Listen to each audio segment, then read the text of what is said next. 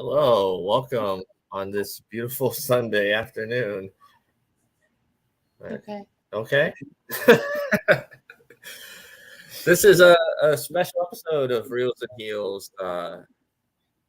Yesterday was a fun episode. Today I think it's going to be a really good episode talking some comics. We're joined by Brian. How you doing, Brian?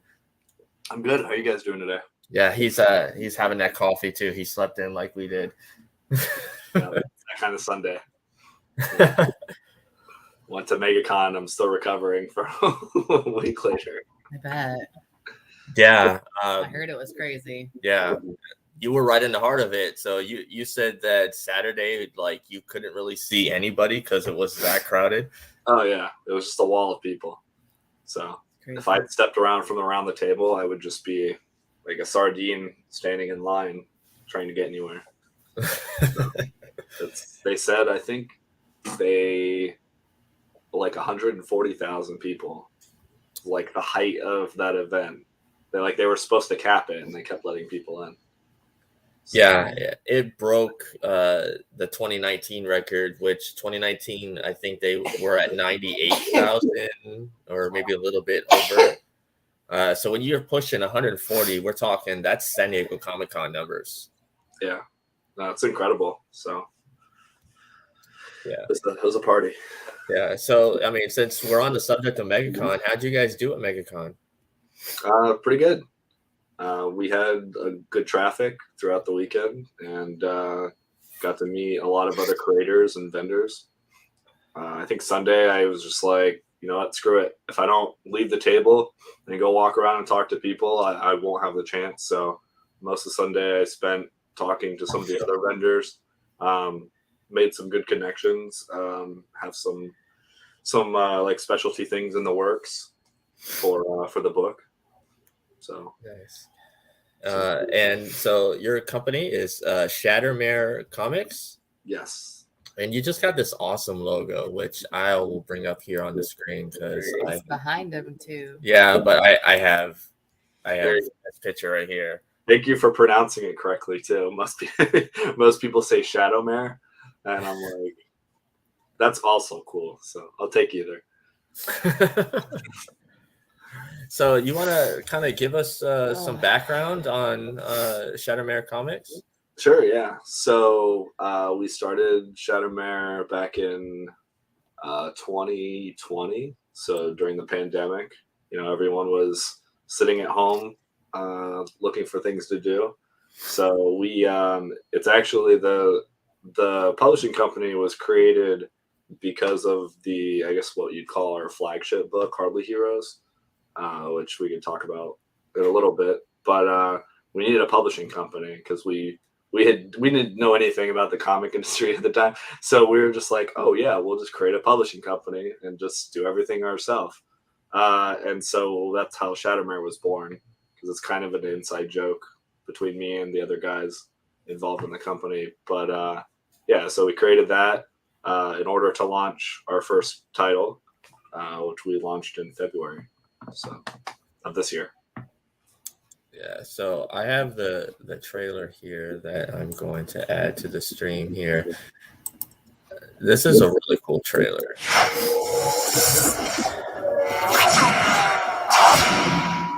Gotta get the horse whip sound effect.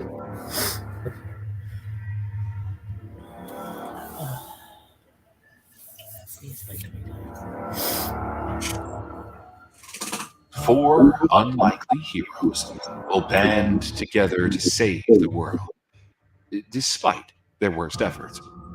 Watch their adventure unfold as they embark on an epic quest to defeat a great evil and try not to kill each other along the way. Watch them quarrel, watch them succeed, watch them fail. Join our four main characters, Harbeck, Shump, Theron, and Salazar. This isn't your grandfather's adventuring party. Follow along as they encounter awesome enemies and questionable moral situations in the fantasy story, Hardly Heroes. We hope you'll fall in love with our plucky cast of characters as much as we did role-playing as them. And maybe they'll remind you of your favorite group of murder hobos. maybe they'll be your favorite. This winter, experience a tale inspired by our creative team's fantasy party, inspired by everyone's favorite tabletop RPG. The book opens with the illustrious bard Renaud narrating the group's first quest. The main characters find themselves trapped in a mountain cabin, seeking shelter from an unnatural snowstorm caused by what people refer to as the Arcane Calamity. Magic has reemerged after the events surrounding the calamity, which seems to have peculiar effects on certain regions of the Deboden Peninsula. The adventurers join forces to escort a humble traveling merchant named Amelin through one of these very areas, through the treacherous pass of Mount Duboda to the town of Grelin. Of course, they will come to find that these quests are never as simple as they appear. Unbeknownst to the party, they've stumbled into a rather large web of conspiracies. A powerful foe plots to unleash a dark being upon the world, and our characters happen to be the best man, dwarf, wood elf, and half-orc, half-gnome for the job. Follow along as they unravel the web of conspiracies and prevent this great evil from destroying the lone. They aren't the heroes this world deserves, but they are the heroes this world needs. They are hardly heroes.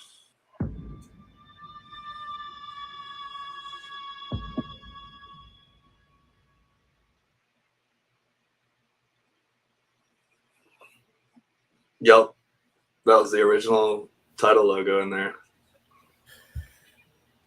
That I love the choice of words from the narrator. Yeah, we so a friend of our DM, in fact, in the very beginning, like when last we left our heroes, that's just something he says. Like that's like his tagline every time we start our game up, like our game sessions up.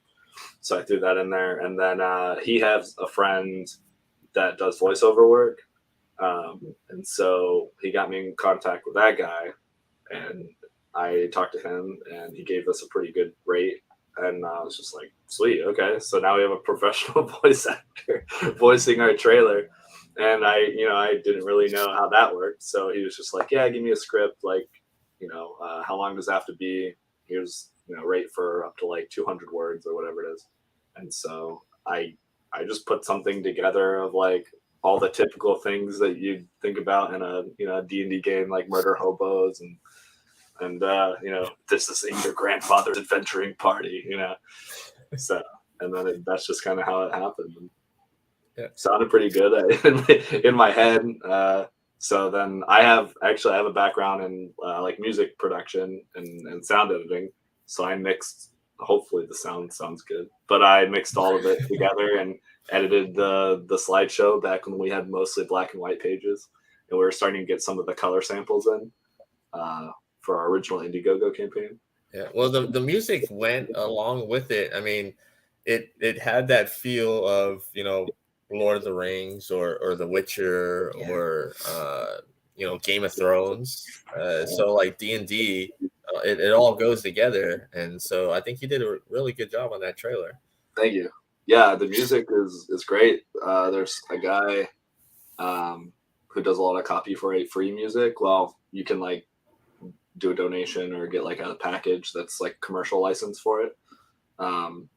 So yeah, if anyone wants to check out that guy's website, I've got the description in that video trailer. But yeah, so I just took some music I found on there that had like epic or fantasy tagline and mixed in some underlying samples of stuff that you would put together in a music score, basically. So. Okay. So you have the comic, but you also are working or have a game in development.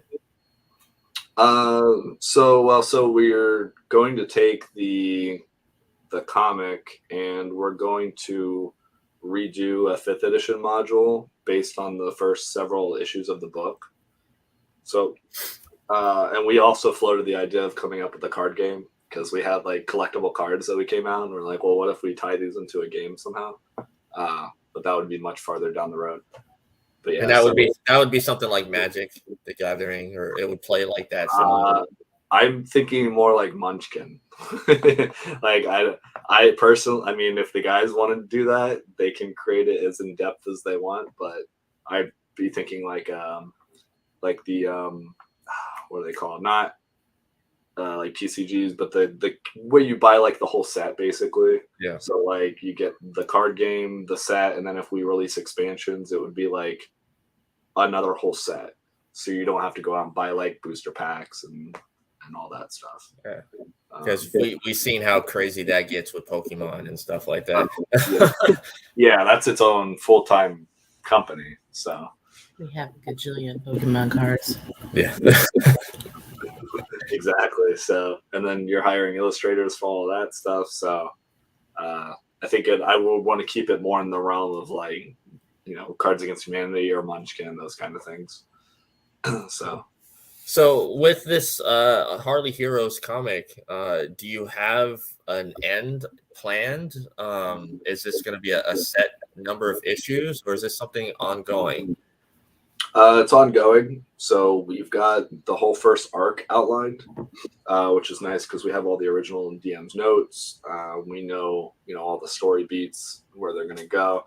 We just don't know exactly how many issues it's going to be. I mean, we have a rough idea. It could be, I mean, it's going to be something like Saga probably, because the creators of Saga have said they're going to have around like 100 and 109 issues or something is where they're planning on ending their main story. So that will be our arc one. And then depending on, you know, how well people like the book, if they want to keep reading, if I want to see my character, because I come in to the group like a year later. So my character comes in like what's campaign 2 or arc 2. Then we'll keep going. So, but arc 1 will be its own contained narrative. So Nice. And how many people are on your team? So now there's 4 of us. So there's me, there's Kyle, who's I guess you'd call the author, the head writer. I do some editing. I recently brought on a friend of mine, Matt. He's basically the head editor. And then we have Gabe, who helps with editing, distribution, because right now we still distribute to all the stores we're in. So it's actually funny. Outside my office right here, I have a stack of bags and boards that came in from BCW.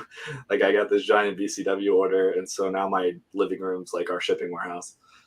So I don't know how, we were talking about like Travis and some of these other guys earlier. I don't know how they do it, frankly. I mean, I assume they have like, if they go through like Scout, then Scout handles it. But yeah, so I can't. Well, I've seen Tom Hutchinson's like, he does everything through his house. And you know, that's why when he goes to cons, he drives because he brings everything with him. Yeah. Oh, and his setup is great. Yeah, his setup. Yeah. So, yeah. I mean, I'm thinking about buying a trailer and upgrading. You know, basically from my little crossover SUV, just shoving everything in the back in the trunk. So yeah. So it's fun. So we have someone basically that's in charge of distribution. All of us do a little bit of sales. You know, we go to conventions and events and talk to some local retailers that are in our areas.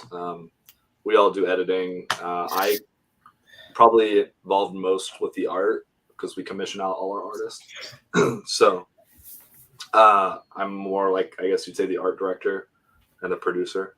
So our friend Ryan saying hello. How's it going? And he wants to know, how is everybody doing? Doing well. We're doing well. It's a little congested, but just a little congested. We got our coffee though to keep us awake. Yeah, the coffee is helping a lot. So, but yeah, so we all wear multiple hats. Each of us kind of has a primary role, but it helps a lot because just bringing my friend Matt on and having Gabe and Kyle helps take a lot off my plate as well. Because going to, talk to people, building connections, working with vendors, that's kind of its own. And then we all have day jobs too. So we're not doing this full time. Yeah, hopefully we will. Well, I mean, as the many comic creators that we know, that's their goal, is that they want that's their full-time job, is to be the comic creator and get rid of the 9 to 5. Basically not work for the man, become the man yourself. Right, exactly. I think actually that's probably everybody's. It doesn't matter. It doesn't, not just comics, but just in life. I think that's everyone's goal, is to be their own boss. Yeah, the best way to do that is create something, because then you own it. So you create your own product, or so whether it's entertainment or art or like an invention, you own it, and then you get everything, you get all the reward. That's Right. a lot more rewarding working for yourself than anyone else. So Right. So Ryan's already pumping out these questions. So Ryan wants to know your favorite superhero character and why. probably Batman, and I know that's a lot of people's favorite, but it's because he's just a guy. At the end of the day, he's like a really, really smart guy, and so he just uses his resources really effectively. Like, I like those kind of characters, like him, Daredevil. Like, I mean, I guess I would say Iron Fist. He kind of has a superpower, but he's also just really good at martial arts. So like people who are very disciplined and overcome some kind of hurdle or obstacle. Yeah. So And wow, he has another question, which I'll bring up in a minute. But you mentioned Travis, Travis Gibb, who we know does very well with his comics, and he has great stuff. And with Kickstarter, you had mentioned that he's kind of giving you some pointers, and I told you that that's a good guy to listen to. oh yeah, absolutely. So you're in good company there. So Ryan has a question here. He says, "Do you think indie comics will have their own conventions in, say, the next 5 years?" Oh yeah, that's very possible. I mean, I'm already trying to do some stuff in Jacksonville locally with a couple of people. We were approached by a guy who has an art gallery on the west side of Jacksonville, and so I think it would be cool to have like almost a convention, but where you actually have original comic art. Because even in Jacksonville, you have, and in fact, there's one store in particular I'm thinking of. Shout out to Gotham City Limit. The owner there, Ben, Ben, he has store exclusives by like Kirkman and Jason Metcalf and some of those guys, and so he's like, oh, I'm gonna go broke because I'm buying all their original art. Even though if he wanted to, he could sell it for a lot of money, but he has all this original art, and you've got local people who've got like, maybe they'll have like a Doctor Strange collection, and they have like this run, or all of the runs by this character are spanning decades. So I'm thinking like, well, why not show off their stuff instead of just having it where you have a table with some vendors and they're selling whatever. Like, have an actual gallery display of those things. So that's not exactly comic art gallery. That sounds cool, man. Yeah, and then That would be amazing, because there's so many things people don't see. right. Like, you get hooked on a run, or you get hooked on an arc or something, and then you don't see the other stuff. So this person's put a lot of heart and soul into collecting, and showed off. Yeah, exactly. And you have so many people everywhere I go now. Of course, you've got all these graded, right, 9.6, 9.8, 9.9 comics, and you can't read them, obviously.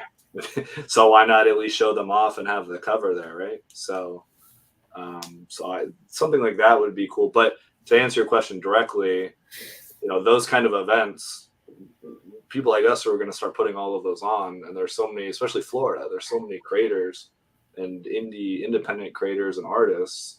All we have to do is get together. I mean, it's we put some money together, we rent out a building. It's no different than like MegaCon we were talking about earlier. I mean, before Fan Expo bought them out, that was just like a mom and pop thing. Yeah, it was ran by a mother and daughter. Yeah, there you go. So yeah, and it's just they wanted to do a convention because they knew people, and they wanted to invite them to their convention. So it's looking that way. Yeah. And if they don't, they're moving here. So yeah, and he says all the cool kids live in Florida. one of the coolest and legendary artists of all time, George Perez, was local here to Florida. And he had passed away a few weeks ago. But living his life out, like all the way to the end, he was still visiting with people, and he was still semi-active on social media, and responding to all the people that would send letters and stuff. So yeah, all the cool kids live here in Florida. We talked about Travis Gibb. He's here in Florida. There's a lot of other mainstream artists. Greg Horn lives here in Florida as well. Jimmy Palmiotti and Amanda Connor, they live in the Tampa area. So yeah, Florida has all these rich creators. A lot of Central Florida. We have we have our indie friends that are just artists and creators themselves, like Josh Bauer and that aren't necessarily comic book creators, but they're still creators of that's what I've noticed here in Florida. Just even outside of the comic world, there's a lot of creators in Florida. Like going to you said off camera that you went to your local street street market. And you see all these craft makers making soaps or stuff for your plants and candles and pottery, and I think maybe the pandemic afforded us an opportunity to create things, because we didn't have any place. We weren't going places. We weren't out of our houses. We weren't spending hours in traffic, things like that. That if we were working from home, we were finding other things to do too, because there was no travel and no craziness to go with our days in general. I didn't do much of anything, but we did this podcast. That's what we did. Yeah. The streaming services really loved us. Well, the streaming services loved everyone during the pandemic. The streaming services still love us because we still have too many of them. Yeah, I know. I should have bought more Zoom stock before the pandemic. But, right. It was, it's a curse and a blessing. So, but if you use your time wisely, and now a lot of people can work remote, so that's nice. Yeah. Like I will never go back in my day job. I will never go back to an office full time. Like if they say if someone approaches me for a position, it's one of the first thing I ask, or that's one of the first things they say. They're like, oh yeah, it's full remote. So okay, I see your question, Ryan. We have not watched Kenobi yet, so I cannot give you thoughts. We're excited though. We are excited. The only caveat to all of that is it gave people an option to work from home, but it also gave us those of us who don't want to work from home, because we live in 890 square feet and we have two very loud children and I cannot work from home, an opportunity to really care about what you did again, to go back and be more grateful for the things that you were missing. Because I think being back in the classroom was one of the best things that I did after the pandemic. Because during the pandemic, I was instructional coaching, and I hated every second of it. And then I was teaching online, and I hated every second of it. And then I went back to school, and I didn't hate it anymore. I really was renewed, it was like, all right, yeah. Yeah, there's some stuff you really can't do over a camera. So for those, you need to be in person. But also you got to spend more time with your kids. So.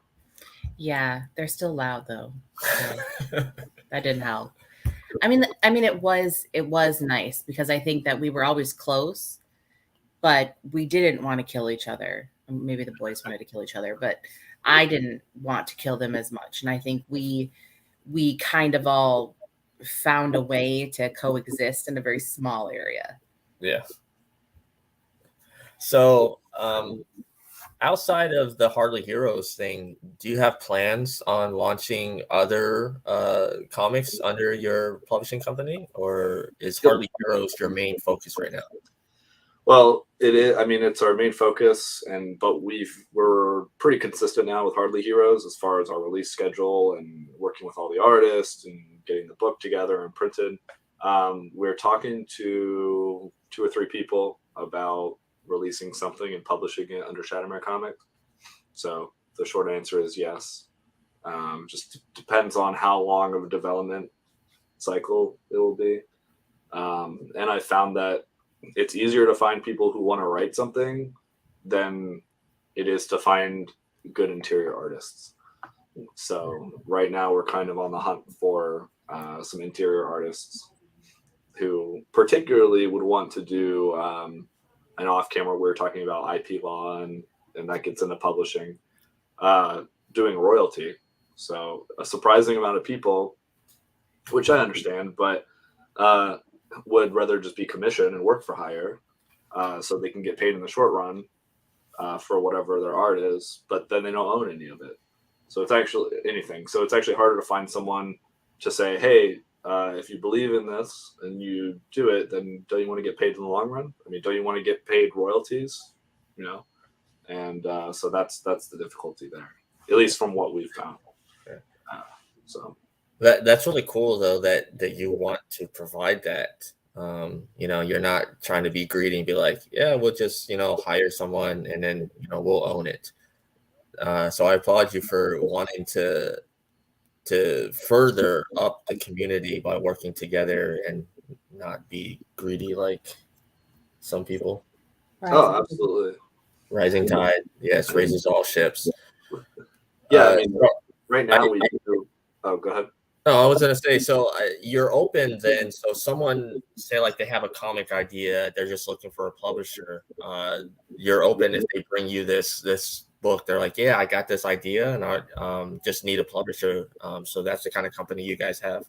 Yeah, absolutely. And if they just want to do more self-publishing services, now that we've got the infrastructure set up, like we have the printing set up, we have distribution set up, we have sales. If they just wanted to come to us if they just want to shoot me an email and they say, I have a question about this, and that, I'll be happy to answer. If they want to, if they need, they say, I have this idea, I have everything ready, I just don't know how to get printed, or I don't know how to get it copyrighted. I mean, we'll help them with that. We don't necessarily have to sit down and say, okay, here's, publishing agreement, and now we, own a percentage of your IP. So like right now we've got several, I guess what I would call creator-owned publishers where we just promote their book for them. Like I met the people and I like their content and I say, hey, are you in this area, or are you like, what kind of sales do you have right now? Like, for example, one of the guys, his name is Corey Mills. He lives in Vero Beach. And so, that's like 4 hours away from Jacksonville, 3 to 4 hours. And so I said, well, if you don't get up here very often, why don't you give me a handful of your books? I'll just sell them. So, I have his book for sale. I sell it at, the little arts market that I was at, because his book it's a straight up manga, which we don't sell. I mean, Hardly Heroes is a pretty Western comic book. So it works out great. I have his book available for sale, and I don't own the rights to it, but we just do a split of the revenue. And then I have some guys out of Gainesville. I help sell their book as well, and it was nice because someone bought issue 1 from us, and then like on the website we have listed their information, and so they bought it from us somewhere, and then they went to a convention they came to Jacksonville for, and they're like, oh cool, you have how many other issues out? 4? I'll buy 2 through 4 or whatever. So that way we're all helping each other out, because it's not, I'm not out here just trying to compete with other people. I'm trying to build the whole community. So that's awesome. And that's how we end up with an indie con in the next 5 years. That's right. Yeah. That was a nice little segue back to that original question there. So it's going to happen. It's going to happen. Yeah. And I've talked to other comic creators about this, so I'd like to get your opinion on it. Do you believe Kickstarter is the future of comics? Yeah, I mean, well, I don't think it's the future. I think it is the present. I mean, look how many people go on any crowdsource website and do well with. They don't have they're totally self-published, right? They just find the resources. Some platforms will even help you. Like I know for novels, Amazon does this. I don't know if they do it for comics now that they've got Comixology and stuff going, but there's so many resources for people where you can get everything done that you need to get done. Like for our logo, for example, we went on Fiverr and we just found a really good logo artist that matched what we wanted, and we hired them to do, the logo for the company. So there's so many resources available to you. So all you have to do is set up a Kickstarter. If you have good enough art and you have a good story, like people will find you, So, and then some of the smaller platforms, like people who already have big followings, they go there and they're really successful because they already have a built-in following. So, yeah, we talk about Tom Hutchinson and Travis Gibb, who, they just continue using Kickstarter instead of going to the hassle of Diamond, because there's so many horror stories with that company. And then now, Diamond's not the only player in the game. There's Penguin House now is a distributor, I think, for like Marvel. And then there's that other company, I think it's called Lunar. Lunar, yep, is DC, I think. Yeah. So, But there were reasons for that, like.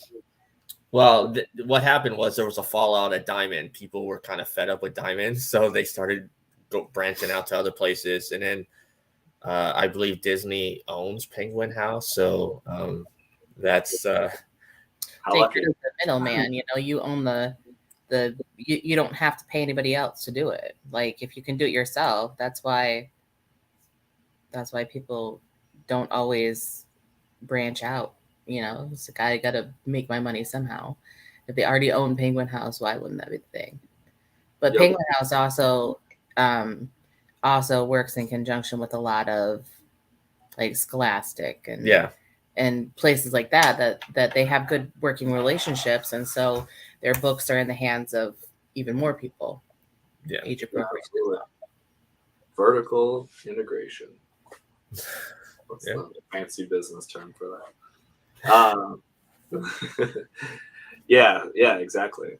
So they have all the connections built up. I mean, to me, that's more valuable. I mean, that's something that I'd rather do than just applying or submitting a Diamond. I'd rather go talk to these people. I'd rather go talk to store owners and make connections. And then if I come out with more books, I just go to those same owners and say, hey, I have this other book. It's not like Hardly Heroes, but maybe you're interested, And then at some point, you're competing with bigger people.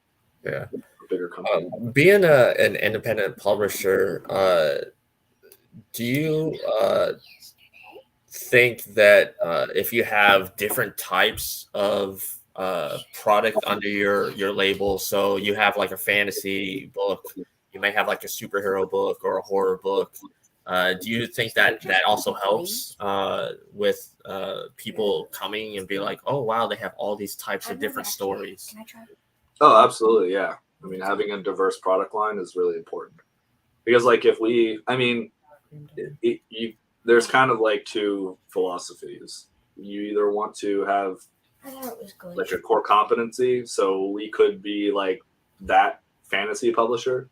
So like everything we publish is fantasy based.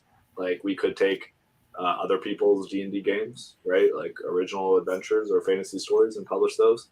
And then people would go, okay, if I want to, and if they're good and people like them, then people will say, oh, okay, if I want to read fantasy, these are the guys to go to, right? Or you branch out, like you're saying, and then if they come to you and they say, okay, well, I don't really like fantasy, I like horror books. And then you're like, oh, how lucky.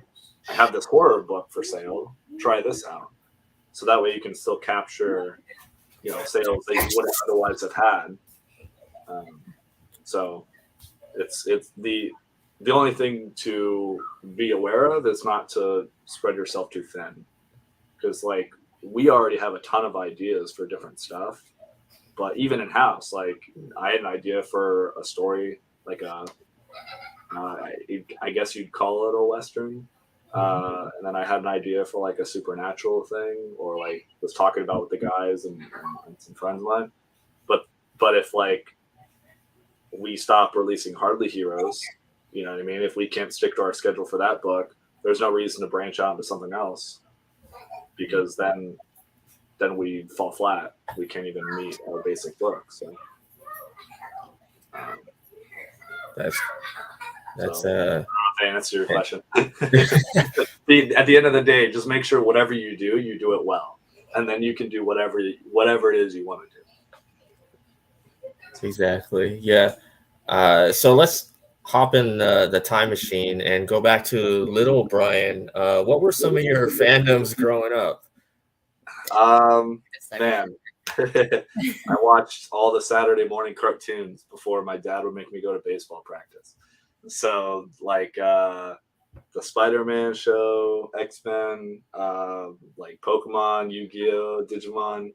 So all the TVs I could show, especially if they weren't on cable, because we didn't have cable at the time.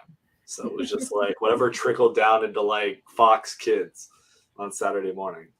That was me. And then I actually got into card games a lot. So like talking about Magic earlier, my progression was Pokemon on set at Books A Million.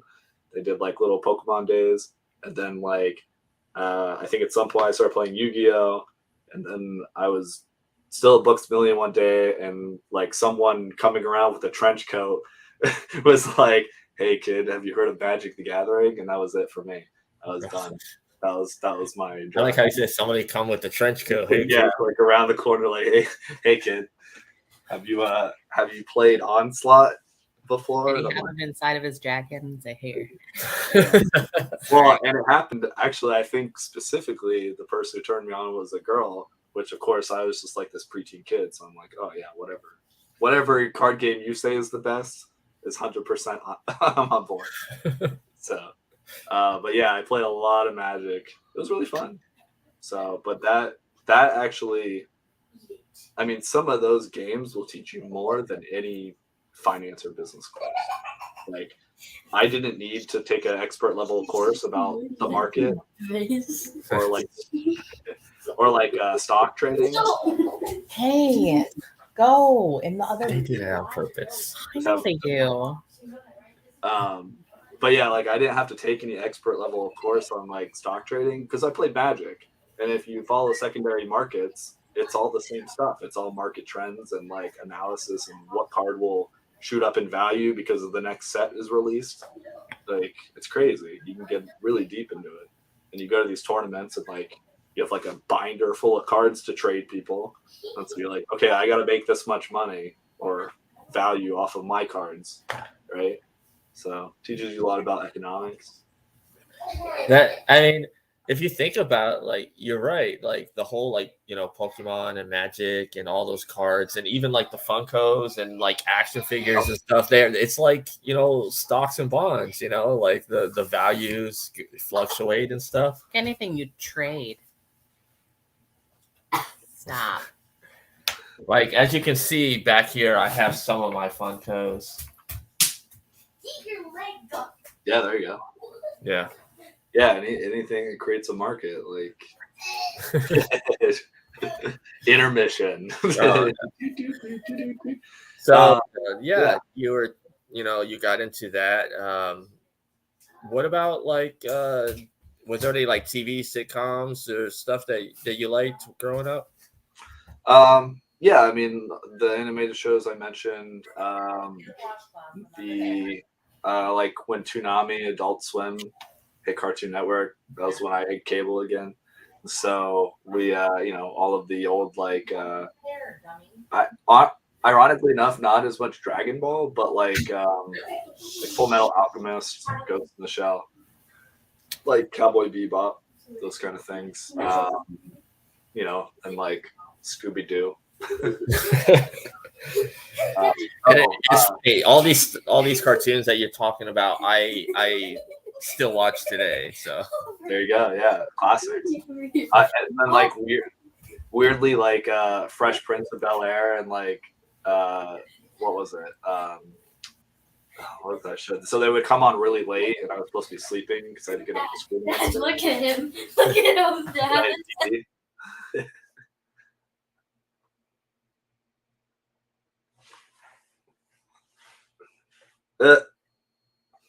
I'm just gonna monologue now to the chat. Hey chat. Hey John. Welcome. But yeah, like Sanford and Son, that's what it was. That. So you got some like weird shows. I remember my dad was watching like X-Files one day. Talk about a creepy show. That show was. Yeah, I had some nightmares from that when I was a kid. I'm not gonna lie.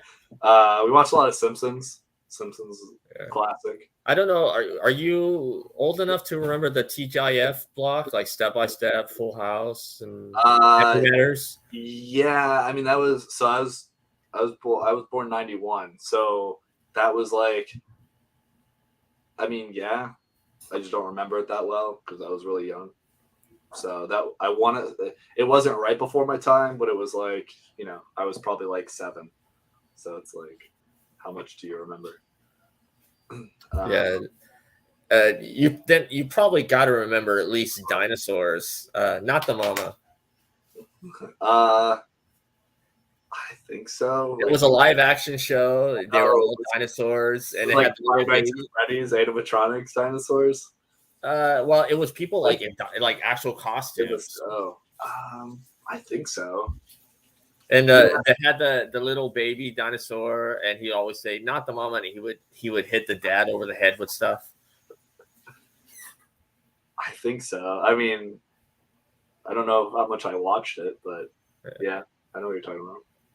Yeah, that was one that I really enjoyed growing up. Nice.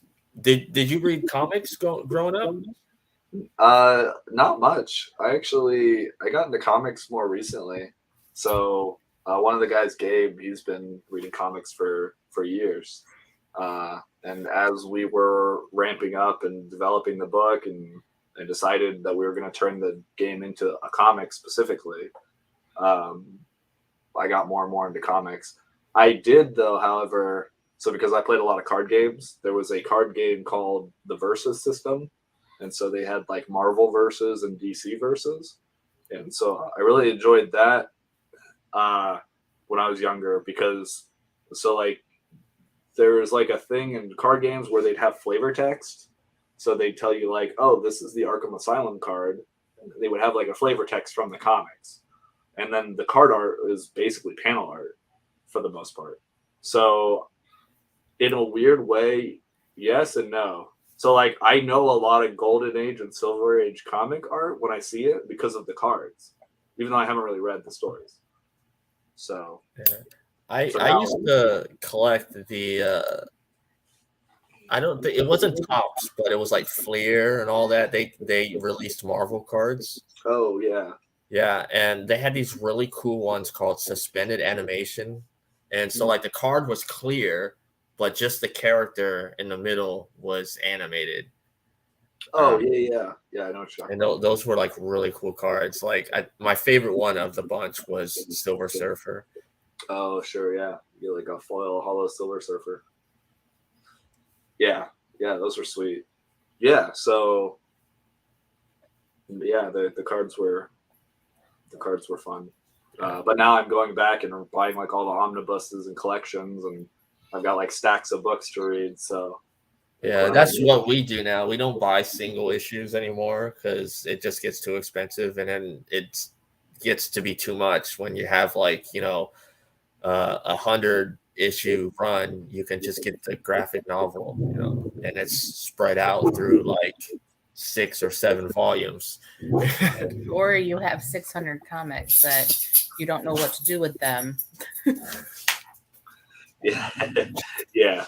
So yeah, I'll buy like issue 1 or like a key issue of like more recent stuff, and then get like that and read the full story. So yeah, when it comes to the single issues, you bring up key issues. Those are the only ones that I would get, but it would be like the older ones.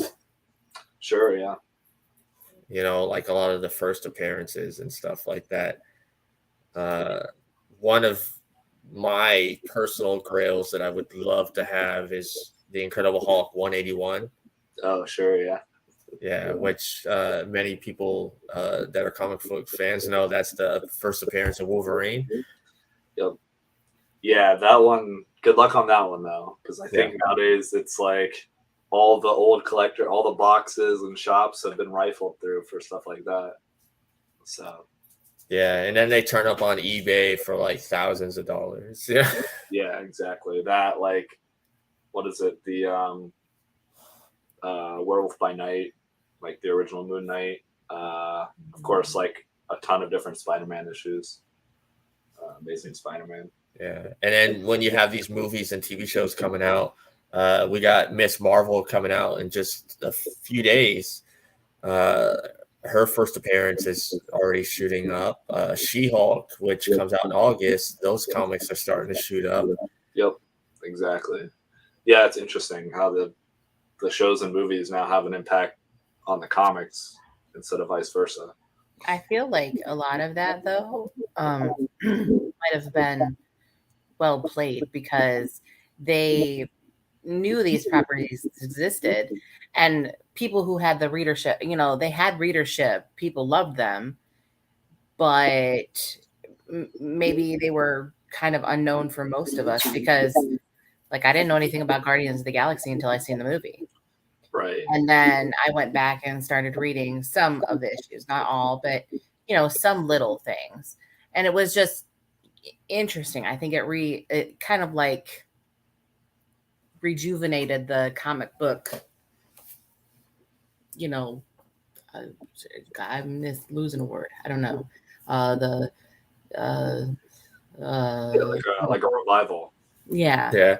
And I know a lot of people, you know, say the comic book store industry is dying, but I don't think it'll completely go away because, you know, we have stuff like Pokemon and Funko Pops and action figures that these stores are starting to carry more of, to kind of move with the times. And then when you look at stores, you know, they talk about physical media, you know, everybody's going to digital. So you have stores like FYE that are starting to carry Funko Pops and, you know, licensed T-shirts, you know, Dragon Ball and different characters and stuff instead of just physical media, just to bring people back into the stores. Yeah, for sure. I mean, I can tell you from all the stores that I've been to, because I mean, we're just, at least in Florida, we drive up and down at least 1 to 2 Saturdays a month just going to talk to new people. And like, well, to your point, some will say comics specifically, the industry is dying or like has been stagnant for a while, but they're gonna adapt to something. So they're more like, it's funny, a lot of them, because they're still comic shop or it's in the title, they're really a collectible shop. So to your point, they've got Funkos, they'll have like card games, they'll have toys, because like toys have made a big comeback, I think, or at least it seems that way.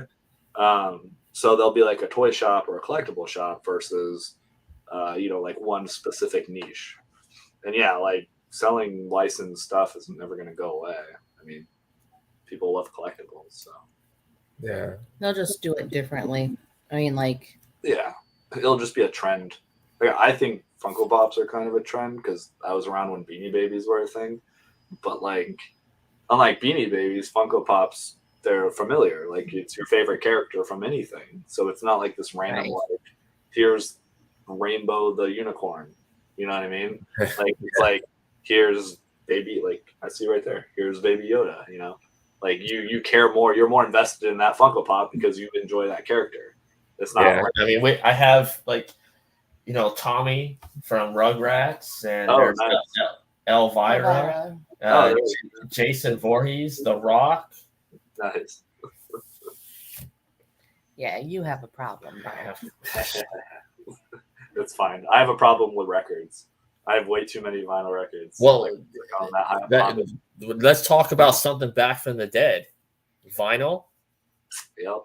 We were in Walmart just yesterday, and I kid you not, they had a huge ass selection of vinyl. Their vinyl section is bigger than their CD section now. Oh, it's crazy. So, And you know what's weird? Tapes are coming back too, like cassette tapes. So Well, we have like so weird. when a lot of these bands have their own like online stores, and they do like when they have a new album coming out, they'll do like a vinyl, like an exclusive for their store. It'll come with the vinyl, the CD, and a cassette tape, and like a signed booklet or a signed photo. I've been seeing a lot of that as a trend lately too. Yeah, absolutely. So you got like the 70s coming. Well, I guess vinyl had been around since like The 50s. 50s. Well, no, the 40s. 40s. Yeah, but yeah, like mainly, like 50s to the 70s. So you got that, and then cassettes, which is like 80s, 90s, and then some people are like, it's a whole other niche collectible market where you have like purists where they're like, oh, I only listen to like the highest quality CD, and some people are like, oh, tape is the best, everything else sucks. Like, no, I like how vinyl records sound on the turntable, so that's fine. I have to agree though that all forms of physical media is better than digital.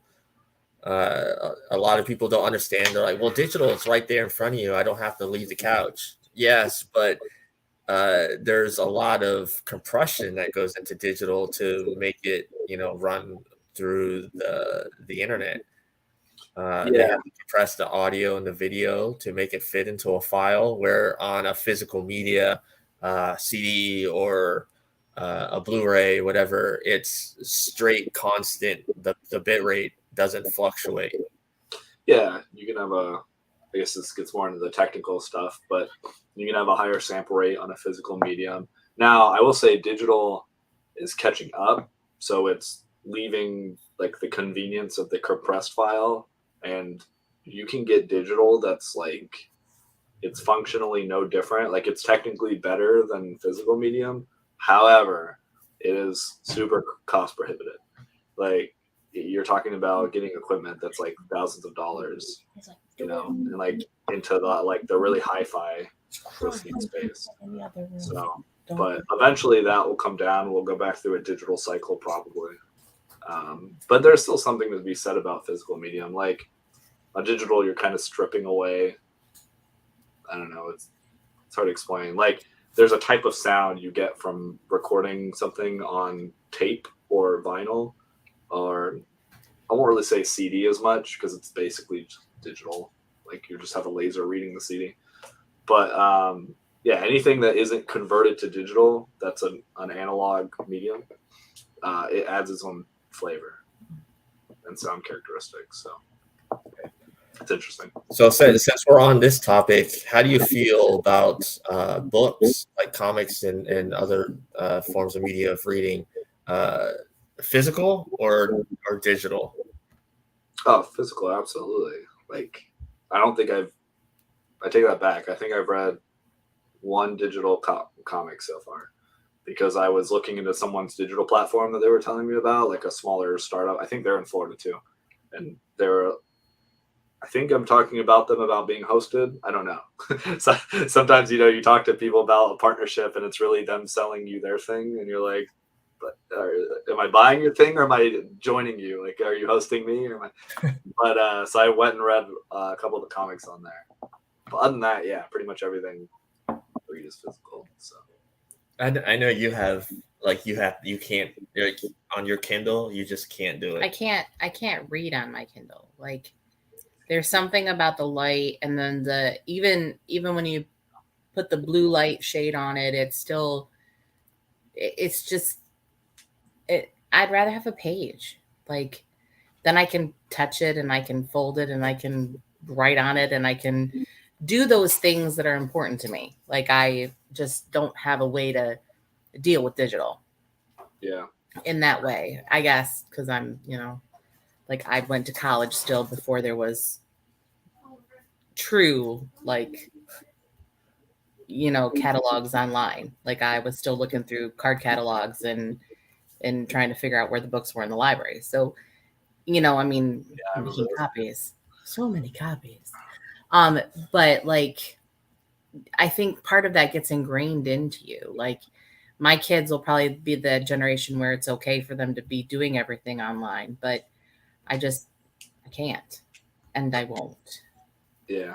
I mean, I think it's something in our brain. Like, if it's digital, you kind of value it less. Because, like, if you can touch it, like you're saying, there's so much more, like, a sensory thing that you're like, oh, this means something. I can physically touch it. Yeah. Whereas it's digital, like, even if it's Kindle, it's just words on a page. And you're just like, oh, okay.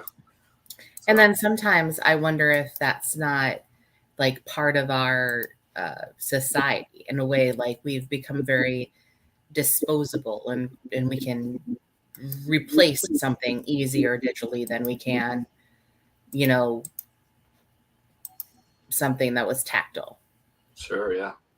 Yeah, that's more unless it's photos that you lose Right. on your telephone Yeah. because you lock yourself out of it. Yeah. You have like 6,000 photos. Yeah. So Yep. I put this in the comments. You want to go ahead and talk about what you guys have going on your Patreon? Oh yeah. So speaking of digital, so for our Patreon, that is where I host our digital version of the book, just because their platform is easier to like upload embedded the images of the book. So, but otherwise, it's I mean, we've got subscription through the website and Patreon. And so for the digital, I also try to add some sort of value where it's not just here's the book, because I set it at around what the retail price is, like $6 a month. But you'd save shipping if you wanted the digital book. But I upload the black and white, like 8 pages a week leading up to the full digital release. So then it's almost like it's like a binge kind of thing, or like an episodic thing. So before the full color release comes out, you get to see like the black and white pages that we're working on. So it's almost like an early access. And then you can also get a couple other tiers where you still get the physical book. It ships to you. So that basically includes shipping. And then you still get all the digital. So like if you wanted to get the book and you just wanted to save the book or whatever, and you have the digital version to read. So Do you guys have a Discord as well? We do. It's just not, I mean, it is public. I just don't really post it anywhere. But I should. So technically, I mean, you guys are building your community. So, I feel that once you have your community, then you can start doing the Discord, having conversations on there. Because I don't really get on Discord myself. I mean, I'm part of some, and it is interesting to see the conversations for whatever Discord there. I mean, there's Discord for everything, from wrestling to movies to TV shows to music. yeah, It's a Facebook chat. I'm apparently I'm old. Whatever. yeah. I don't do a whole lot of social media in general. I So feel like I'm Mildred now. Like I'm like, oh, can't do that new fandangled thing. Get off my lawn! Oh my god! get off my TikTok. I just don't like. We're in a text. I have a group text, and I'll go to work, and I'm like, what do you guys do all day? Because then there's 50 messages I have to read, and I'm like, well, now I can't respond to half of them because nobody will remember what happened 50 texts ago. Right. I do though. I do, because Discord's really good for this. I do like the idea of setting up like a Q&A, like a community session once a week or like once every month, and then just getting on and not even just like not doing a bunch of questions like in the chat, just hopping in a voice chat room and hanging out with people and talking to them. But I think that's how you build. I mean, that's how you build a following and a fandom, because when people are talking about it, they're sharing ideas about, the true heart of anything we read. I think when we're connected with characters, we want to talk about why the characters do what they do, and what could have done, and what stuff like that, I guess. I don't know. Yeah, absolutely. Well, and it's cool that you have such a quick access to the people who are the creators. like speaking of Discord, I went to Monolith, their game dev company. They did Fear, like a game series. I'm trying to remember when the last one released. I want to say like 2015 or 18, but it's pretty inactive as a game series. And so I just went in there and I'm like, maybe they'd be interested in licensing Fear out so I could make a graphic novel of it. And I wasn't expecting to get very far, but like I just went in there, I talked to the mod. I'm like, hey, is this something they'd be interested in? He's like, well, I'm just the mod. Let me refer you to this guy. And I talked to an actual dev in the company and was like, hey, you guys aren't really doing anything with this IP. Would you be interested in licensing it? And they're owned by Warner. So I basically got like Warner Media would make all the final decisions. And I assume if Warner was going to do a Fear comic, they would just have like Dark Horse do it or DC. But, it's cool that you could just go on and talk to people involved in whatever. So even if it's like a bigger company. Yeah. I mean, that it never hurts to ask, right? So yeah, exactly. And like, the guy was cool. He's just like, yeah, I mean, we all want to do more stuff with it because they're the creators of it. Like, yeah, we would like to see more of this stuff going on. Yeah. So you said they're part of Warner. So now that Discovery owns Warner Media, I know the CEO of Discovery has been cleaning house at Warner Media. He's tired of what AT&T did to that company. So he wants to make that company prestigious again. Is the word, because especially the studio, Warner Studios, what is the second oldest movie studio in America. Oh yeah. And AT&T ran that into the ground. And so if you look at how Discovery runs stuff with Food Network, Home and Garden, Discovery, the Travel Channel, ID, he lets the creators of each of those networks do their thing without interfering. Sure, he has the final word, but he doesn't interfere. So he is going to put people in charge of DC, people in charge of Warner Studios, and people in charge of like CNN and all the other Warner networks, and let them do their thing. Wow, could you imagine? Like the people who actually make the thing get to make decisions about what they do with their thing. Wow. Yeah, I mean that's why Discovery has been so ran so well over the years. I mean, they have a very successful Shark Week every year. I feel like that's why they're a conglomerate without being a conglomerate. Like they have so many different things. They have Home and Garden and True Crime and Paranormal, and they have Travel, and they have this and they have that, and it all works because the people that are interested in it, that specialize in it, are creating whatever's happening. And so I think that maybe is what the success is. Like, you don't have one person that has no clue what's happening, trying to make decisions. Like, I mean, that's why Marvel, I think, with the movies have worked so well, because they got Kevin Feige. That guy knows what he's doing.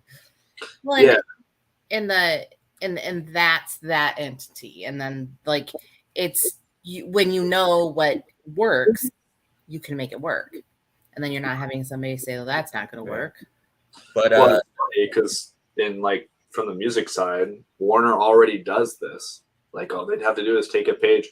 They have a bunch of subsidiary music labels, and they, for the most part, just let them run. Like they have their own artists reps, and they find their own bands. Like they may be in a specific genre or whatever, but they just buy them because they're like, well, you're successful and we want to make money off of you. So let them do that with DC. Well, David Zaslav, he is talking. DC is like, he's like, we have all these IPs. He wants to do something with them. Yeah. So DC is his main focus right now, because everything else that he owns is working just fine. So DC, out of the Warner Media stuff, is his main focus. And then of course the film studio, but like CNN and TNT and TBS, all of them are running just fine. So But I feel like that's how you know a company is worth it, is when you put people in charge of whatever their thing is, and it runs itself because you have people that you delegated it out to, but you believe in them. And so when you believe in something, you can say, okay, well, we all have the same idea in mind. Let's all make it the best possible thing we can make. And then we put it out there. Is put the same kind of essence into like DC. And, then you have essentially what Kevin Feige has made Marvel, like there's a point to what you're doing. And I think maybe you just put people that are qualified into those positions and they make things happen. yeah, Like, it's really funny because when the merger happened, like 4 of the top Warner Media executives resigned. that happens a lot, especially if you They change, probably knew their days were numbered anyway. So John Campia talks about David Zaslav. He says the axe of Zaslav. Yeah, that happens a lot of like mergers and change in ownership. They'll come in, clean house, put their people in because they're just like, I mean, generally speaking, if someone else comes in and buys something, it's, I don't know, they're they're like, well, we need to change some things up. You guys may be doing okay, but you can do a lot better. So yeah, and it sucks that people lose their jobs because that happens, right? But it's the world of business. I mean, that it's an everyday thing. It's just what happens, and it's part of business. right. But also sometimes sometimes the ideas don't match up. Like the overall motto or philosophy or hope isn't there, that you don't fit in. And so things don't work, and then it's a bad situation. Yeah, How you like cut your ties when you cut your ties. right. Yeah, like I've been involved in companies where we were like screaming at the executive. I mean, almost literally, but like we were screaming at the executives.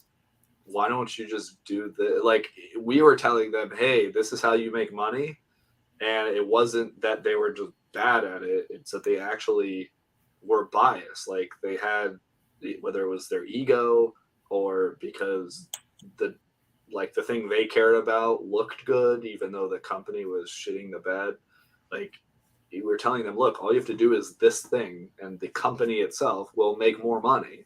Like, why aren't you doing that? And then so they get bought out, or they have to resign because they know they're going to get the axe.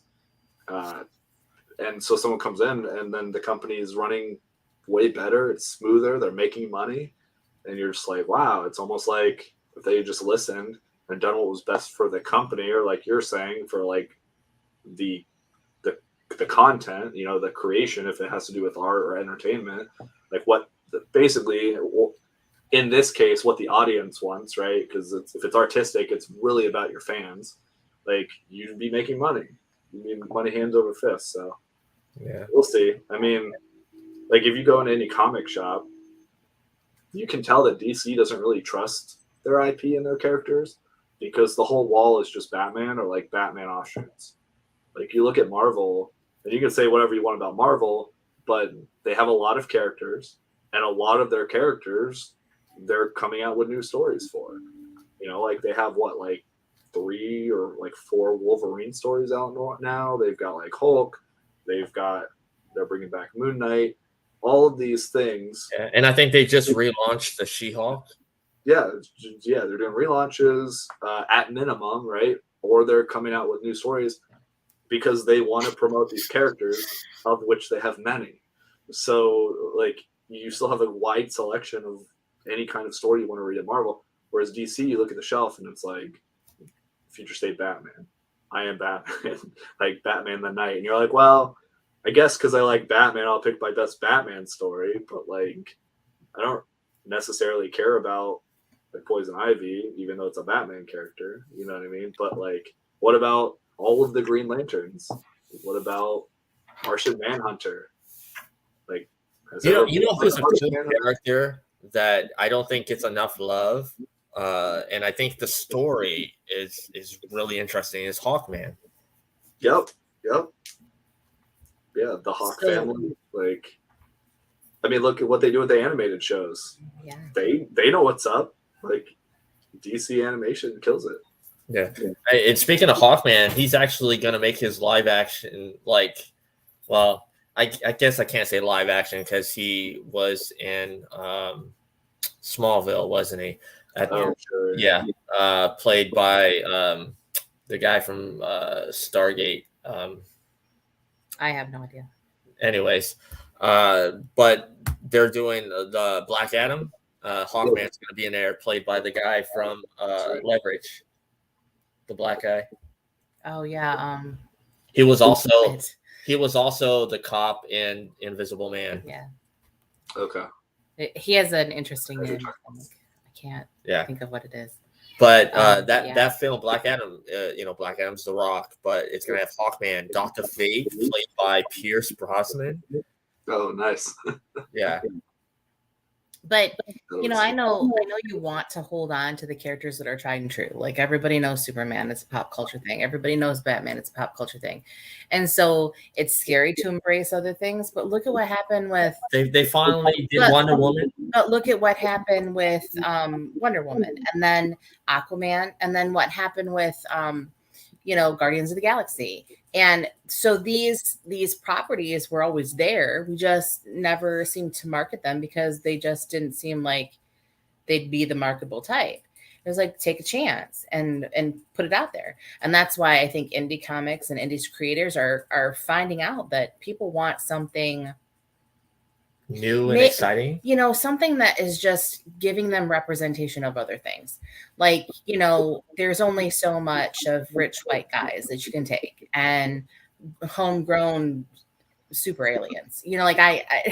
I mean, you can only tell that story so many times before you get tired. Like, to be honest, I'm tired of the Joker. I'm tired of that being the only character. It's a Batman offshoot, yeah. Yeah, it's like I'm tired of it always having to be him. It's them. There were so many more characters that were equally important to the creation of the comic that should have had some time. Maybe not all in the same movie, but or all in the same comic book even. Like, it's important to kind of see and diversify, and it's important to see other people too. Like, women in comics now, I mean, we make up a good portion of the readership now. And so if you never see people that look like you, I think that's why there's been so many changes to the way we're shown in comic books. Well, like for the longest time, women looked like Barbies in comics. Yeah, I think they fuck up though because the writers are lazy and they're like, hey, here's a woman, and then they expect you to like seal clap instead of actually setting them on a hero's journey and like having a character. Well, and I think that's why you have to have people put in places where they're writing about, there's truth to what you're saying. Like, I think anything where the woman is the protagonist, I think that there should be somebody who at least understands, because I can't say that it's a woman having to write it, because Nicholas Sparks writes amazing women characters. And there's plenty of other writers that are male that also write good female characters. But say Captain Marvel, for instance, like this latest run is written by a woman, and it makes a lot of sense. Like, that character makes a lot of sense when it's written by a woman. And so, I think you kind of have to have that truth that comes through in the characters. And if you can do that, then you can pretty much do anything. So I'm not saying that a crazy person should write for the Joker, but I'm Wait, hold on. You might have me sold on that. Could you imagine that? As long as it's not Jared Leto. I don't know. Actually, that'd be a really funny parody Joker. Yeah. Like they're like, okay, this is Jared. Like they should write that comic and just call it Jared Leto's Joker. Like just pretty on the nose, and then just have him go on all kinds of hijinks. What? It's not called Damage. No. Well, that could be the subtitle. Also, method actor eats rats or something. I'm confusing that with Ozzy. I was really sad because, like, you know, wasn't there an article he brought method? Wasn't there an article recently about method acting? Like Robin Pattinson and a few others talked about it. Oh yeah, they'll do some weird shit because they're just like, oh, I'm in character. I think some of is it one of the most famous method actors, Robert De Niro? I think so. Okay, but I'm pretty sure that when Robert De Niro was acting as the guy in Cape Fear, he wasn't biting people's faces off. Like, you know, like there's a reasonable amount of this. Like, can you just harness another person, you know, for the time that you need to be in front of the camera? Right. I mean, wouldn't that show how good you are at what you do? Like, I mean, like, I don't teach all, like, I'm a teacher, but I'm not teaching all the time. Like, so when someone plays, they're not killing people.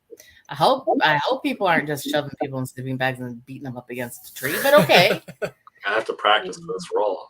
that'd be awesome. Get in the bag. We have a totally different world we're living in.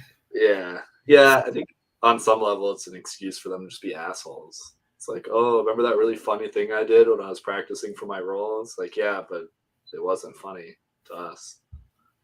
So. It's not funny now, like outside of things. Like the reason things are funny is because it's truth. Like, you know, we watched a comedy special last night and I was like, well, that's only because, and you know, you laugh more because you know a lot of it is true. You might not know it on that kind of level, but you know that that's kind of a good way to look at it. It's an analogy. Well, that's something you can understand. That little preview of the Ricky Gervais new stand-up, like he explains why people get on stage and tell jokes and why the audience laughs. And it sucks that we live in a time that it feels like comedians can't do that anymore. But I feel like there doesn't always have to be a commentary for everything. Like we can have heightened horror. Like you can make a horror movie that makes us think about, or you know, you can make it an analogy or an allegory for whatever. But sometimes people just want to be scared, and it doesn't always have to have some undertone. Like it doesn't always have to be some kind of cry for, you know, equality or a cry for they don't want to be preached to. They just want to be entertained. Just make it fun. Like, well, I think Jordan Peele with his movies, though, he does well at both, like telling something but also scaring you.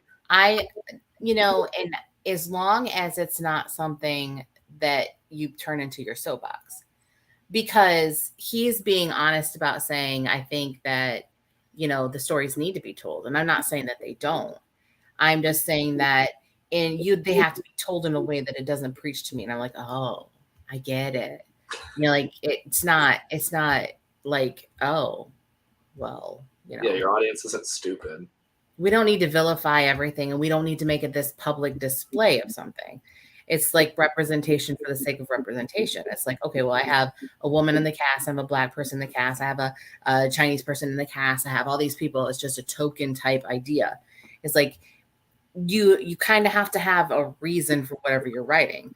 Like when you find out the real people that things are based on, you're like, oh, you know, that's, you know, because the kids asked me, what did he ask me? He asked me which one somebody was based on. I think it was Texas Chainsaw Massacre or something. Like he says, who's that based on? And I said, it's a guy from Germany or something. Well, Ed Gein. And it's partially Ed Gein, but it's not entirely.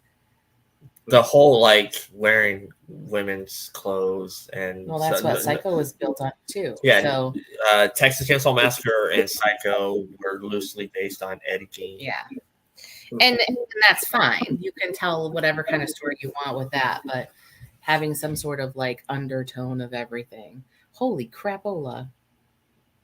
So, the big movie that opened this weekend, Top Gun Maverick. Mhm. Uh, I hear that's doing really well. Woo. well, so far has made $124 million just in the United Been States. open since Thursday. Yeah. Right? So adding today and tomorrow, they're looking at $150 million. People want to be entertained. But see, people have been talking about how good it was, like how excited they were that it holds a 97% on Rotten Tomatoes. That means pretty much every critic that watched it enjoyed it. Yeah, I wouldn't be surprised if the fan rating was also pretty high on that. So, like, people aren't dumb. They know when they go to see something, whether they feel like it's just like keys jingling in front of them. They're like, oh, hey, you remember this? Okay, so on Rotten Tomatoes, which a lot of people are confused. They're like, well, you shouldn't listen to Rotten Tomatoes. Well, Rotten Tomatoes, what they do is for every critic, this is where math plays in. So they have 319 reviews from critics, and it's at 97%. So what is that? For every 5 critics, like 4 like the movie. Yeah, 4.5 higher, Yeah. probably 97%. Yeah. So 99% audience score with 5,000 plus verified ratings. Wow. So on Rotten Tomatoes, because for the longest time, people were bombing movies either to make it look better or to make it look worse than it really is. So Rotten Tomatoes changed the way that you have to verify you saw the movie. So you have to upload your ticket or something. To verify you saw the movie. So 5,000 plus verified ratings, a 99% audience score. This is the first Tom Cruise movie to make over 65 million opening weekend. There you go. And this is a guy that's been in the business for like 40 years. But when you're thinking movies, okay, like let's be completely honest, because we the 40 somethings of the world are now having our own children, which we're sharing our deeply held love for our childhood, because we were children of the 80s and the 90s. And so we are sharing it with our kids. And so when we get a chance to relive something, not just a remake, but a continuation, like a return, a validation, something for the character. Like, I wasn't sold on it the first trailer I saw, but the more I see about it and the more I hear people talk about it, I'm like, well, I think I could be interested because I love Top Gun. It was an iconic movie. I loved it. And I'm trying to figure out, people are saying to make sure you have tissues. So I feel like this could possibly be like the coming full circle of someone and honoring, like I think a lot of what they're saying has to do with Goose. Like, the tears come from him losing Goose and that guilt that has followed him. And, growing up and becoming your own. Spoiler alert, the movie came out in 1986, by the way. But the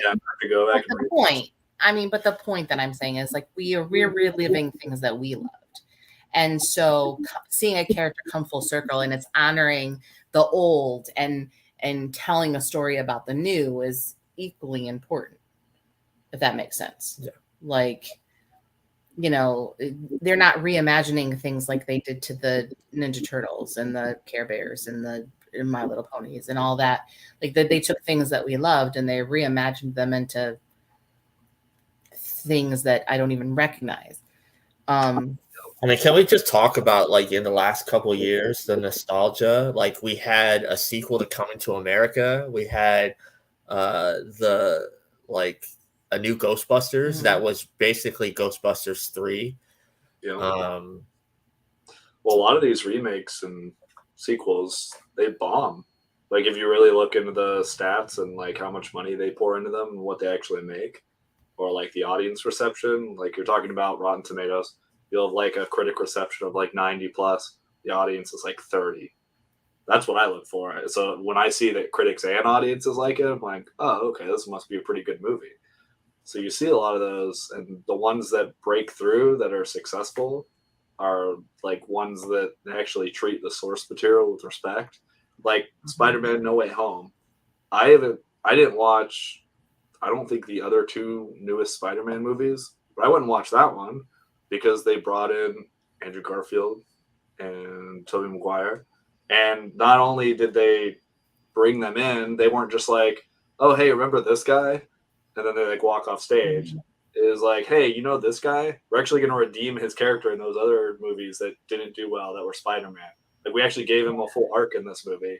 And now a lot of people like Andrew Garfield's Spider-Man more than any of the other ones, because they actually took him and they wrote a story for him, and it was creative and it was good. They validated that circle of coming full circle and being able to right a wrong.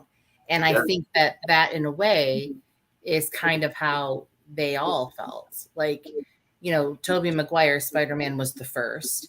And so he was like the, you know, I want to say like the father of the bunch, kind of. He becomes like the mentor, like the older mentor. He's the mentor. I think everybody was upset about the Tony Stark Spider-Man thing, you know, gee, Mr. Stark, you know, kind of thing. But I think that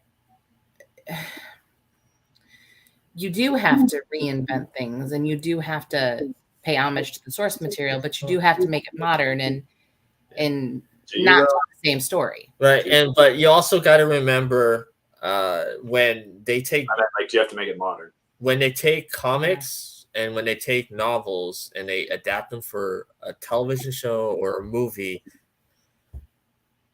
the books and the comics are what they are, and the movies and the TV shows are what they are. You have to learn to kind of like separate. It's called an adaptation for a reason. Yeah. You can't, you know, just take the source material and then turn it into a TV show or a movie, like word for word. Well, and you can't bastardize it either. Right. There have been some properties that you have just annihilated the true form of the character through a sequel, or through just too much telling of the same story. But when it came to like Spider-Man, the MCU was already established. So they had to make a Spider-Man that would work for what was already established.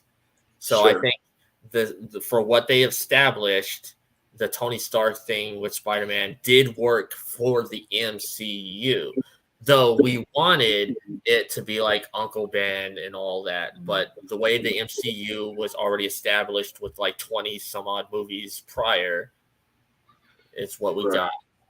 Well, and they didn't need to retell the origin. I mean, his uncle still presumably died. Like, he was just a lot younger, I guess. So he doesn't exactly have the experience that the other Spider-Men have. Yeah. And I guess they were borrowing from like the Civil War era, where he hangs out with Tony Stark a lot more than he does alone. And I mean, they kept the story there of, you know, Peter's parents died, and that's how Aunt May and Uncle Ben took him in, because his parents were killed. In the comics, I think one time it was a car crash, another time was a plane accident. I don't know, but they had passed. So that's, even though they didn't mention it, I think there was like one passing in the Spider-Man Homecoming that it was brought up. We don't even have to think Spider-Man. Like think things that are just comic driven, like The Crow. The Crow, that movie was really good. A lot of people love that movie. Or, you know, like The Crow, or anything by Neil Gaiman that's been turned into anything televised. You know, The Sandman is coming up on Netflix. Sandman, but like Lucifer before that. Like Lucifer is a Neil Gaiman character. And so at the end of the day, Lucifer, Tom Ellis's Lucifer is much different than the Lucifer that you got in the comics. And I'm sure that the fact that you're recasting Lucifer and the Sandman is going to be another way of telling that story in a slightly different way. And there's certain ways that you get a story told based on what you have. Like we didn't get the Spider-Man story told because we didn't have Spider-Man as a property for the MCU until Sony, joined forces. There was a whole thing, like there's reasons, but like. And as we learned yesterday, it was legal reasons. Yes. Yeah, it's all legal. Wow, there was a lot of legal, like a lot of information. I don't even know what to do with that. You could almost, like what we were talking about earlier, this is going to be a little bit of a segue, but you could almost chalk up most of the modern MCU stuff they're starting to do now is like I was watching a video or something, and they were commenting on it's all when Disney bought Marvel, like a lot of the stuff. So now that all these properties are coming out, it's like, oh, how lucky. They don't seem to really be pulling from like anything prior to like the 90s or early 2000s. It's all like it's nods, but it's just like superficial stuff. But most of the characters and the stories now are all after Disney bought Marvel. True. If you think about it. Which so most of the MCU, because the first movie Iron Man was 2008, but that was a Paramount movie. Disney in 2009 bought Marvel. So yeah, all the movies after that have pretty much been from comics from 2009 to 2022. Yeah. So, well, and I think the heart and soul of any character, like when you think about like the Crow, which happens to be my favorite, one of my favorites, is like if you're looking at Brandon Lee's Crow versus anything that came afterwards, there's got to be a change because we no longer have that actor. Like the story is the same, the idea is the same, but we can't tell that same story in another arc because that character, the essence of that character is no longer there. And so I feel like they tried with Stairway to Heaven. I think the TV show that was good. The TV show was good, and but the original and even the sequel, City of Angels, is still pretty good.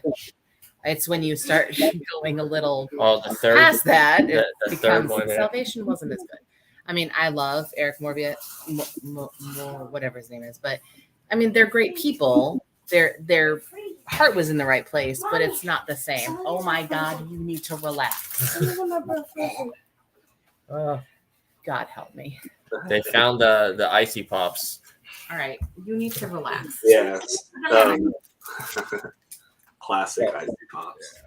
Yeah. So I'm gonna put this up. This is your Facebook page link. Oh yeah. Sure. Yeah, I mean, I think when you're talking about adaptations, like, and this is from my perspective as like the publisher, when you're in a boardroom or whatever, I mean, I have way more control over what the content I release. So I understand when you're in a bigger company, there's layers and there's your own intercompany politics. So all this bullshit gets in the way of making a good adaptation. Because you've got so many layers of like disconnection between the creators or even the original source material and what the end product is. Right. But the result is the same. If you're gonna make something and you're gonna put a label on it, and this label is like Sandman or like Game of Thrones or anything, like you can't, like some of these studios now, they're literally just throwing out like major plot details and like character arcs and descriptions of the stuff. And it's like, why are you surprised that you alienated the audience that actually made this thing popular to begin with? Because it's completely unrelatable. Like even if it's in theory the best possible adaptation, if it doesn't even relate to those characters, you should have just slapped a label. Like you're just slapping the original label on it.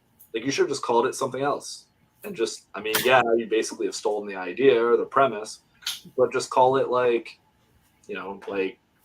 something.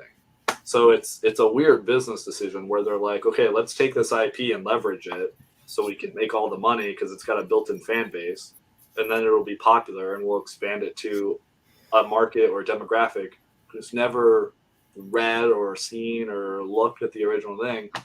But then it's like they like shoot themselves in the foot because they're like, oh well, now the end product is so different from the original. And I'm not including, like, obviously depending on the medium you're adapting it to, it's not going to be word for word, right? Like comics are better because it's almost like taking a frame and then you put that on a storyboard. That's better than a novel. A novel, you have to illustrate everything, or like animation is similar, but like you're not going to get the exact same thing. But when it's like, I don't even recognize this character, or I don't even understand why they made this decision, or this is why they made this decision, you might as well have just come out with an original thing, and you have a better reception from people who aren't involved in the original thing, because then at least like they don't even know. It's to me it's weird. It's like, if you're gonna adapt it, like be as close as possible. Hire good actors or voiceovers that embody that character and call it a day. That's why, like, I would rather watch an animated DC movie over a live action DC movie, most of them, because you get almost scene I feel, in a comic panel, or you get the actual story for these characters, and the voice actors do them justice, opposed to watching a live action movie where I'm just like, oh, this is just called Batman v Superman. Like I see that they chose some iconic panels and they did the scene, but the characters have no motivation to like when you watch the scene when they're at the party and like Bruce Wayne meets Clark Kent, and literally however they decided to arrive at Lex Luthor, that was Lex Luthor. But like whatever amalgamation of Lex Luthor literally walks up and goes, huh, it's Bruce Wayne and Clark Kent. Like yes, that was not Lex Luthor. I don't know who that was. Right, but my point is, like, aside from that too, as being as like a side tangent, it makes no sense that this guy would introduce Bruce Wayne to a random reporter from Metropolis, like, except to just look in the camera to the audience and say, hey, you see these two characters? See them? They're in the same room. Aren't you excited? But like, there's no context there.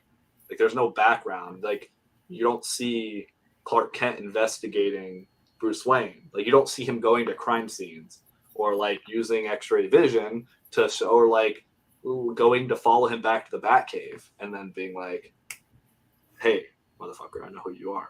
Like, you need that scene, so it's like they care more about just showing you the characters than like telling a story.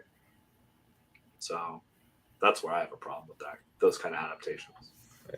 So I got a fun question for you. So it's time to put your thinking cap on. Is there one character from either a movie, a TV show, a comic book that you wish you created? I mean, if Superman goes into public domain in the next 20 or 30 years, I'll write Superman's story. I don't know. I mean, if it's a character I like, I don't want to say I could do it better. So, I don't know. I mean, I like the characters in my book. I like that I can bring them to life because I was at the table. I'm at the table when we play the characters, so I know those characters. That's probably going to sound like a cop-out, but like I started this publishing company so I can bring the characters that I know and love to life. So I don't think I would rather do anything else. Do you have a favorite character that you've created? Or is that like picking your own children? Sort of. I mean, I don't know. I started playing D&D when I was like 15, so I've had a lot of characters. But of the groups I played in, the warlock that I play in this game That's the second campaign of the book. It's pretty good. That's some memorable experiences. I'll say the first character I played in that group, I didn't know how lethal the DM was. And actually, I'm gonna tell a story because I hope Josh sees it. But so I played this Kenku rogue, and like they're cute because they can't talk. Like their backstory is like they're cursed and like they got their wings taken away, and but they can mimic things. So if you're familiar with Fifth Edition or chat's familiar, like they know that you can do all kinds of weird hijinks because you can like mimic the sounds of things. So you can like mimic people and like what they say. Anyways, that doesn't have as much to do with it. The fact that I started a gambling ring in the city, and I just like would set up a table and like because you get like starting equipment and you get like tokens, and so for like the road you get starting equipment and you can get like a card set, right? And so I was like, oh, I'm going to turn this card set that was like a gold and I'm going to start a gambling operation and just set up a table and like con people out of money. And apparently there's like an underground mob boss that helps run that city. And it's like a mob. So it's like you pay your, if you have any kind of criminal activity going, you pay like your tax to this guy. And in one session, after making multiple rolls, I made like 10 gold or whatever, like 5 gold. And I didn't pay. So this guy set assassins after my character and killed me in my sleep. Like literally over like 2 gold of tax. And I'm just like, wow, Josh, you had my character assassinated over like 5 gold. Thank you. He's like, sorry, man. It was the dice. Like, okay, I see. So I had to play like super min-max characters after that just to survive in this harsh, crazy, corrupt world. So one last question here. For anybody that wants to play D&D or any type of dice game, is it easy for someone to just hop in and to learn, or? Oh, nowadays it's easier than ever. So like now D&D and RPG, well, mainly D&D. I mean, there's a plethora of like tabletop role-playing games. Isn't it like another one like Vampire the Masquerade? And Yep, Vampire the Masquerade started off as that. You've got like some werewolf games. There's a Star Wars RPG. There's actually, I don't know if it's still published. There's like a generic Heroes tabletop RPG. I think it's called like, don't quote me on this, but I think it's called like Heroes and Champions or something. And then I think they had like an official Marvel one for a while. So there's different genres. There's not just fantasy, but and there's like modern. There's like Shadowrun is one. Cyberpunk has one. So, but nowadays, like because D&D is so more mainstream, like it's so much more prolific than when I was growing up. You can either go to a game shop and they will literally have like an adventure league, is what they call it, and they have like in-house DMs that will run they create pre-built modules and will run those. So you can just go to the shop and join up. You just be like, okay, on Wednesday night, I'm going to show up here and join a group. Or you can go online. There's websites and forums with people like looking for group. Just like in World of Warcraft MMO, where you go like looking for group, it's the same thing. And then you could play on online platforms. So you just like hop in a Discord chat or Zoom, do like video chat while you're playing. So yeah, there's definitely different ways to go about it. Oh, this has been a really cool conversation, and we wish you guys all the best. Thank you. I'm going to put the Facebook page up once again. So Shattermare Comics, you guys have a campaign supposedly sometime by the end of the summer? Yep. Yeah, hopefully in the next few weeks in June, we'll have 1 and 2 relaunched on Kickstarter. So people that didn't get the chance to jump in on the first one will have some of the same tier rewards, and hopefully we'll have some cooler ones, some more exciting ones. Like we'll do like different variant covers. Even if it's not like exclusive Kickstarter covers, we're going to try to do like maybe some metal prints or like a wood print. So I don't see many people doing wood prints, like laser etch stuff. But we'll get some upgraded dice thrown in there. So yeah. Well, that's really cool. So we are going to run an ad here, and then we'll say our goodbyes. And yeah, so let's see here. This one. Famous Faces and Funnies in Melbourne, Florida is leading the way in pop culture fun. From comic books and graphic novels to Funko Pops and collector's items, Famous Faces and Funnies has it all. Rick Shea and the professional team at Famous Faces and Funnies are friendly and knowledgeable. Whether you're looking for toys, props, collector treasures, or a new comic book, Famous Faces and Funnies is your one-stop shop. To find Famous Faces and Funnies on Facebook and Twitter, just type at FFF Comics. I have a shameless plug. My book is in that store. That's awesome. There we go. In the Melbourne area, yes. Rick has an awesome shop. And they've been there for, I think, since the 70s.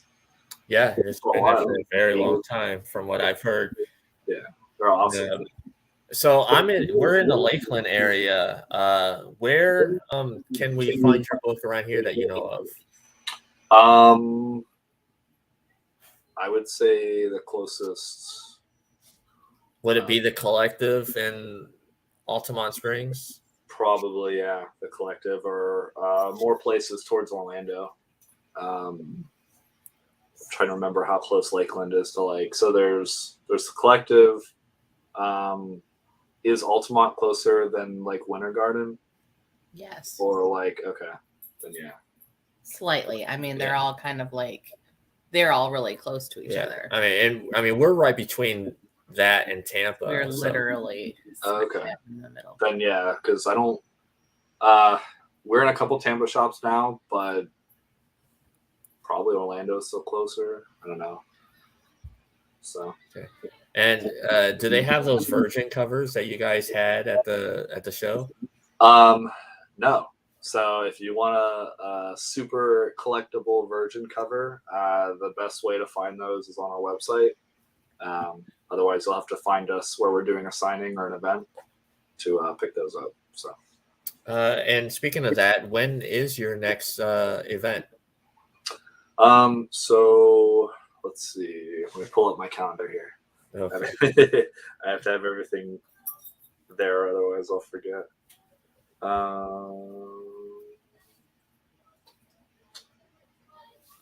I'm very professional. No. I was super prepared. That's all right. We're very professional here too. So I mean, you just saw our kids, so. So we've got one next Saturday actually in Vero Beach at a place called Gamers Hut. So it's okay. Yeah. So they're a 2-store location. The one in Vero's in mall. I think it's just the Vero Beach Mall. So we're gonna be in there because they do like a Saturday vendor thing. So it's cool because then you get like an arts market feel, but you also get to go check out the sweet game shop. So we're gonna do that, and then let's see what's after that. A couple things in Jacksonville. We're going to be at a shop the 18th called Cosmic Comics. And then the 19th, they have a Retrorama comic and toy show here. So if you're in the area. And then at the end of June, Heroes Con. So we're going to do Heroes Con up in Charlotte, North Carolina. Yeah, you're gonna, like I had told you the other day, Heroes Con you're gonna do well because their main focus is comics. Sweet. Yeah, I'm excited. I hear like that's the comics Comic Con because a lot of cons are kind of social cons now. So but that one's like it's all. Yeah, that's the one that people go to buy comics and to get things signed by writers and artists. Nice. So yeah, we'll be there. We'll be in the artist alley. Apparently it's like 10,000 square feet just for the artist alley, something like that. It's like thousands of square feet. So, and then you've got all the vendors around there. So, pretty stoked. Yeah. We're gonna do that for a couple of days, and then last day we're gonna go like camp. Because I always like to camp when I go up to North Carolina. So it's gonna be that's one state that I haven't been to yet. I would love to go to North Carolina. I haven't been to a lot of states yet. Well, I haven't been to a lot of states yet. I mean, I've been to a lot, but like of pictures I've seen, it looks really beautiful. yeah, you should. It's beautiful. Like you can go into the mountains. So you can go to the Smoky Mountains, either on the Tennessee side or the North Carolina side. And then there's like a bunch of trails that go through the state if you're a hiking guy. And there's like a lot of smaller, like even the cities aren't like huge. Like if it's your first time, I always tell people to go to Asheville because they've got a lot of good restaurants. So if you like going to eat. Well, we are foodies. So. You're a foodie, yeah. So yeah, Asheville has a lot of cool little restaurants and like boutique cafes. And it's like a smaller, I guess, downtown. So you can walk around and still see the mountain in the background. So yeah.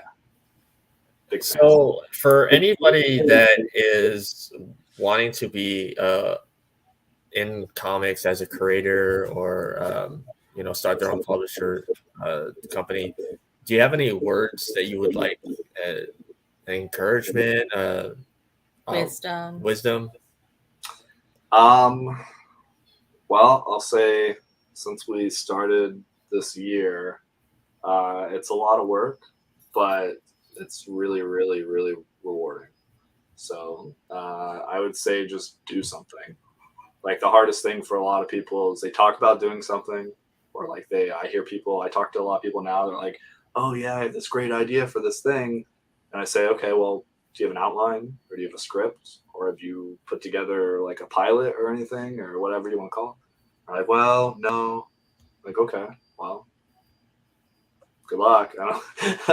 So you just have to do something, like get something done and out there, like I like to tell people, make it canon. You know what I mean? Like make your thing canon to the universe. Put it on something, right? Doesn't matter. It doesn't have to be a comic. It could be like a blog or a YouTube video or anything. So that's the hardest part. Once you do that, you go, oh man, this isn't so hard. And then you do it again and you go back and you refine it. And then, next thing you know, you have a story. You have something to show people. And then if people like it, they'll buy it. Maybe this sounds like a brag. I don't know. But I don't have a hard time selling it to people. I don't feel like, because I'm passionate about what I do. I enjoy it. And then when I tell people about it, if they're into fantasy stuff, they buy it. If they're not, then they're like, yeah, it's not my thing. But it's fun. It's fun to go out and tell people about, the thing I've done. So yeah, my super secret industry breaking advice to beat the mainstream comic companies is just make a comic, Just do it. Just do it, yeah. Just a lot. Boof it. Now I just want to bring him up and be like, just do it.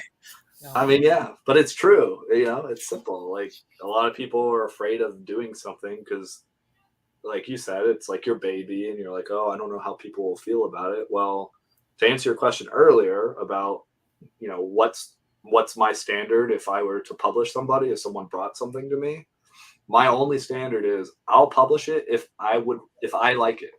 Like if I read it and I read through your thing and I think it's great, then I will sell it for you, because I will have no problem telling people how great your thing is, because I like it, because I would buy it. That's my only standard for our book. Like I wouldn't publish it if I don't think it's quality. So, and then here I am, like some asshole who's new to the comic industry who just started a publishing company. Like I'm not special. I don't think I'm special. I just came out and I did it, and people are like, like I was doing the live sale at Rick's shop, Famous Funny's Faces. He was making a joke. He's like, man, you guys can maintain a better monthly schedule than Marvel. And I'm like, well, I don't know. Well, Fine. we're going to close it off there. But once again, thank you for joining us. Oh, thank you for having me. I'm going to ring the bell and then stick around for after the show. We'll say our final goodbyes. But until next week, this has been Reels and Heels. Yeah, say goodbye. Oh my God.